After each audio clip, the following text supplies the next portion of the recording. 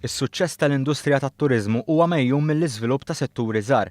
Is-settur li jgħallem l-Ingliż u lingwi barranin huwa wieħed minnhom hekk kif qed jattira 80,000 student fis-sena. Għal dan il-Ministru tat-Turiżmu Edward Zammit Lewis waqt li żar l-Iskola tal-Ingliż EC Malta. Għandek is-settur tal-akkomodazzjoni, għandek is-settur tad-divertiment, ġifieri x'qed nagħmlu dal-Gvern lest li jsostni das-settur.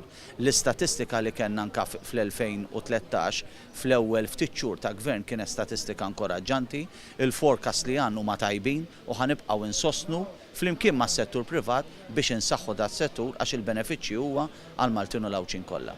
Il-Ministru żar il-bini tal-iskola f'San Ġiljan fejn iltaqa' mal-amministrazzjoni, l-istaff u anke l-istudenti.